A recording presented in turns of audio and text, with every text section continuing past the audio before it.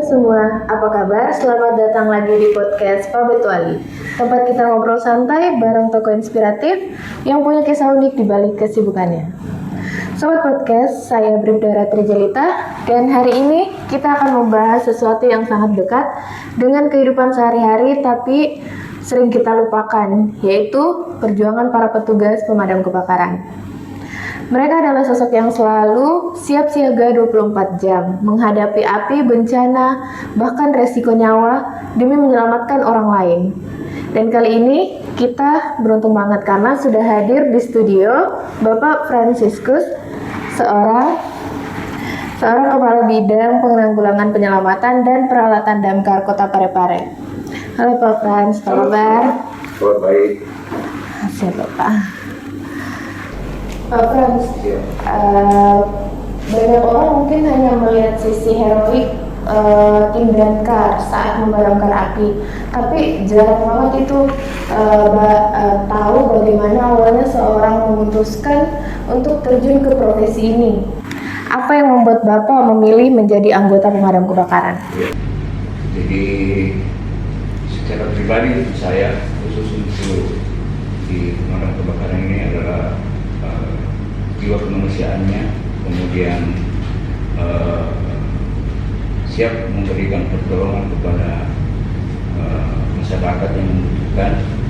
Jadi intinya dia punya jiwa semangat untuk memberikan pertolongan kepada sesama.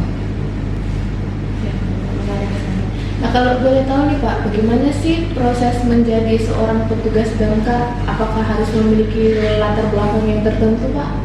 Ya, jadi untuk menjadi petugas pemadam kebakaran ini kalau regulasinya sekarang itu diambil alih oleh pemerintah, dalam hal ini Badan Kepegawaian.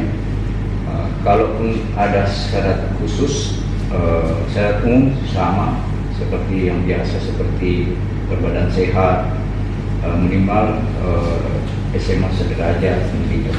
Nah, kalau yang khusus ini yang perlu kita dilakukan kemarin, yaitu pertama, calon tidak memiliki riwayat fobia tertentu. Jadi nggak boleh takut apapun ya Pak? Tidak boleh takut di ketinggian. Kemudian ada dasar renang. Kemudian penunjang itu adalah kalau dia driver, dia harus memiliki SIM B1. Kemudian pendukungnya juga adalah sertifikat atau minimal pernah mengikuti kegiatan SAR, pramuka, mapala. Ya, jadi di situ dasarnya. Termasuk saya dari situ dulu riwayatnya, sehingga ya cinta sama pemadam. Ya. Terus kita kan sering lihat di berita nih Pak, kebakaran besar bisa terjadi kapan saja, tengah malam, siang bolong, bahkan hari libur Pak. Pernah ya Bapak hadapi sesuatu yang kayak benar-benar sulit? Gitu? Ya. Jadi pada tahun 97 itu saya kebetulan di posisi 2 tahun bergabung di dinas pemadam.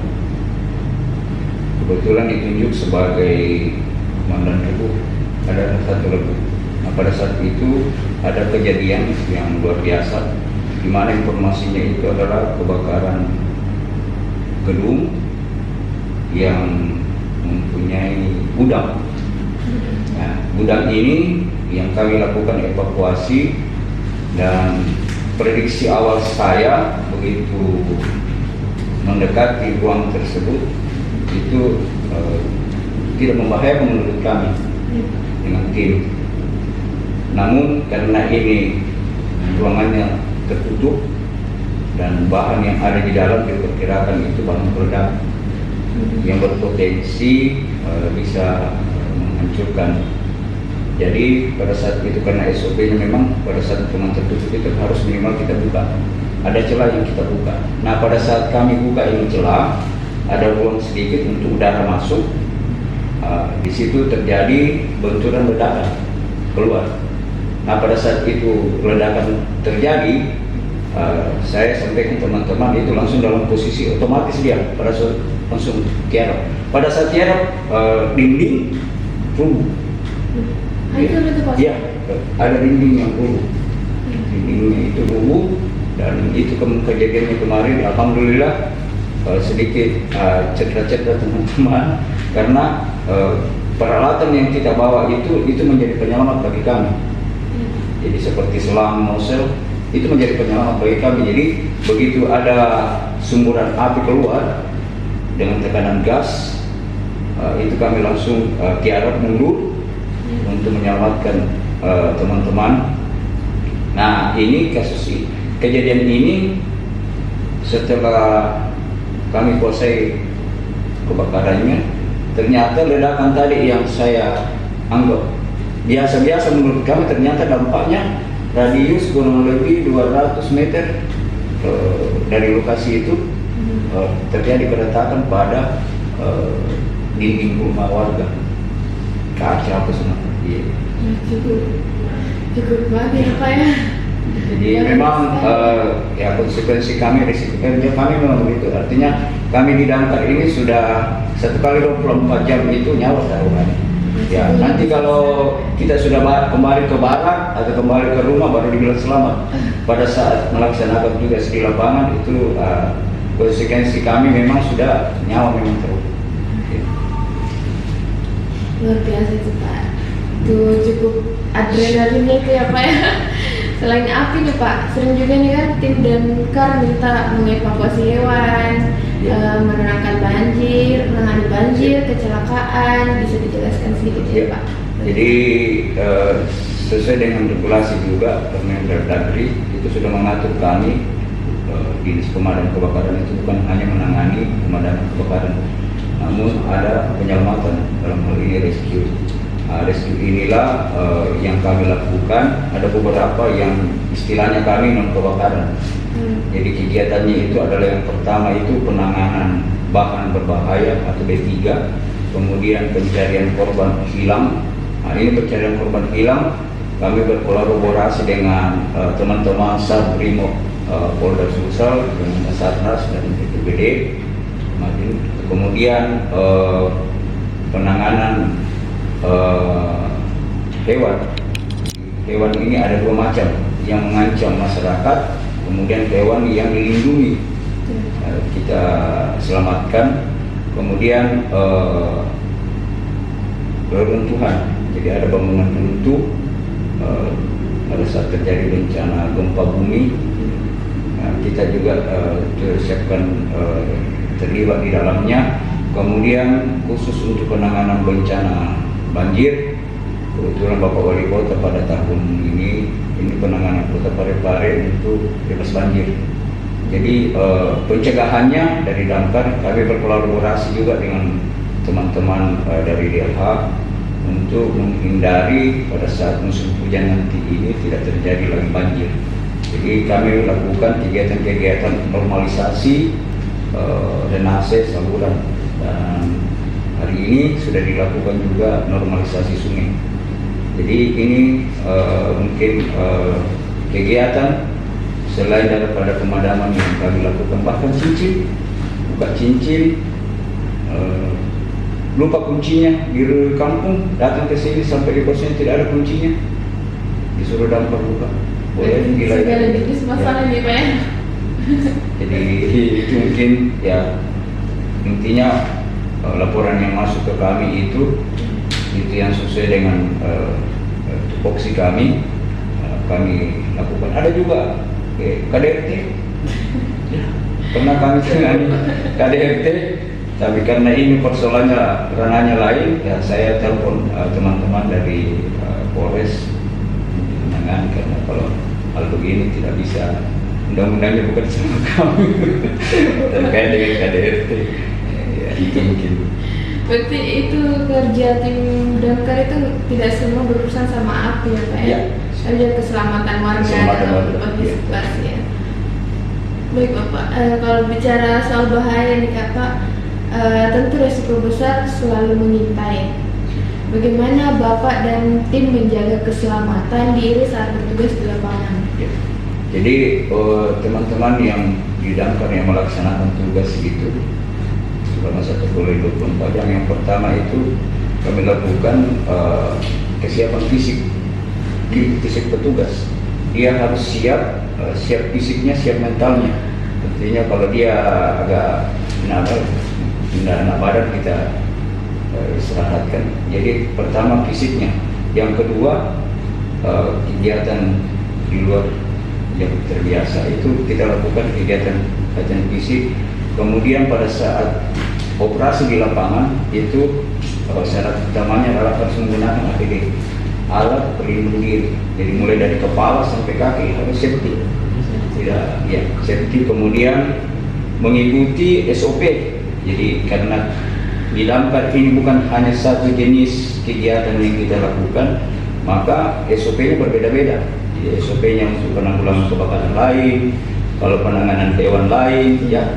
Jadi SOP-nya harus mengikuti SOP. Yang kedua, mengikuti arahan dan petunjuk komandan regu atau komandan pelaton di lapangan.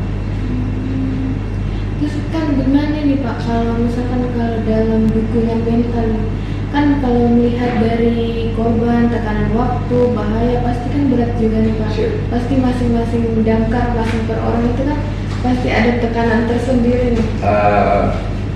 Jadi mereka ini tidak. Jadi memang dari awal perekrutan ini mereka memang harus dilatih. Mereka harus dilatih, tidak bisa tidak. Artinya tidak ada kata takut. Jadi dia punya adrenalin, memang harus kita latih dulu lebih awal untuk mempertahankan dia di setiap operasi di lapangan itu. Dia punya adrenalinnya harus siap. Makanya kita punya respon time itu 15 menit. Jadi begitu ada informasi dari layanan kami itu, maupun sementara makan mau apa, langsung berangkat, ya, langsung bergerak dengan menggunakan APD-nya tadi. Jadi tidak, kalau masalah mental sudah terbiasa mereka sekarang untuk menghadapi. Kalaupun tekanan di lapangan, ya biasa kami hadapi. Tapi saya di teman-teman ini tetap dengan prosedur SOP-nya tadi. Tahapan-tahapan yang dilakukan di lapangan itu untuk melakukan evakuasi dan pemadaman itu kita harus diikuti. Apapun tekanan dari masyarakat atau orang lain di lapangan tetap kita ikuti, karena kapan kita salah melangkah itu kita gagal. Nah, kalau boleh sedikit mengedukasi Pak, mengedukasi pendengar, apa sih kebiasaan yang sering menyebabkan kebakaran di rumah atau lingkungan sekitar? Ya, terima kasih untuk teman-teman sahabat podcast bahwa yang pertama ini adalah yang sering dilakukan adalah mencas HP. Ini stop kontak dengan stiker yang kita gunakan ini perlu hati-hati. Hal yang biasa ini dilakukan kita, mencas HP itu malam sampai besok pagi. Itu yang pertama, harus diantisipasi penggunaan stop kontak dalam hal ini cas HP. Kemudian pemasangan peralatan listrik seperti AC juga ini dia harus memiliki saklar tersendiri. Kemudian kulkas ini tidak boleh ada colokan atau sambungan lain, dia harus stop kontak tunggal. Karena kulkas ini kan konten di 20. Jadi tidak boleh ada steker atau stop kontak nyantol di situ, dia harus tunggal. Kemudian terkait dengan ibu juga dengan bapak-bapak ini perlu antisipasi di rumah itu di lapangan dapur, penggunaan kompor ya, pada saat melakukan aktivitas di dapur ini juga sering terjadi. Kemudian terkait pembukaan lahan, ini lahan juga kami alami. Terkadang ada warga kita itu membuka lahan sembarangan, dia buka, dia bakar ya. Kemudian tidak mematuhinya kita untuk himbauan Salah satu contoh mungkin ya seperti di SPBU sudah dilarang, ada gambar puntung rokok, dilarang merokok, masih ada yang merokok. Ini bentuk hal yang biasa, namun itu menjadi kelalaian nanti kita. Ya, berdampak besar.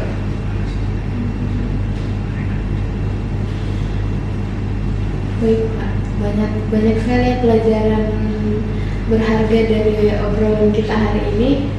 Sebelum kita akhiri, mungkin Bapak punya pesan untuk masyarakat atau generasi muda yang tertarik bergabung menjadi bagian dari pemadam kebakaran? Terima kasih. Jadi pesan dari kami pada teman-teman prokes bahwa yang pertama itu kebakaran itu sebenarnya bisa dihindari, bisa dicegah. Intinya kita harus melakukan disiplin. Disiplin dalam hal yang pertama itu menggunakan peralatan listrik sesuai dengan CNE standar. Itu yang utama dulu. Kemudian kompor, misalnya kompor dan tabung gas ini dilakukan pengecekan rutin. Karena ada yang membahayakan di dalam kegiatan ini, terutama kepada selang regulator, ini yang perlu dilakukan pengecekan. Kemudian terkait dengan sarana kelistrikan lainnya yang berpotensi bisa mengakibatkan terjadinya kebakaran. Kemudian untuk teman-teman generasi muda yang ingin bergabung dengan dinas pemadam kebakaran, kami sekarang punya program yaitu Red Card. Ada relawan kebakaran. Relawan kebakaran ini tersebar di 24 kelurahan. Jadi bisa bergabung di situ. Nanti Red Card kami ini itu kita latih. Jadi kita bekali terkait dengan sistem penanggulangan dan pencegahan kebakaran. Dan ini yang menjadi secara struktur di lapangan yang memberikan informasi yang menanggulangi awal, karena api kecil masih bisa jadi teman, kalau sudah besar sudah tidak bisa ditanggulangi. Maka dalam posisi api kecil, teman-teman Red Card ini, generasi kita yang akan mau bergabung ini sudah menghindari sebelumnya terjadi. Mungkin sedikit. Biasa, terima kasih banyak Bapak. Terima kasih sudah hadir dan berbagi cerita bersama kami. Dan untuk Sobat Podcast, semoga kisah hari ini bisa mengingatkan kita semua bahwa di balik suara serinya ada dedikasi dan keberanian luar biasa dari para petugas pemadam kebakaran. Sampai jumpa di episode selanjutnya. Tetap waspada, tetap peduli, dan jangan lupa api kecil jadi kawan, besar jadi lawan.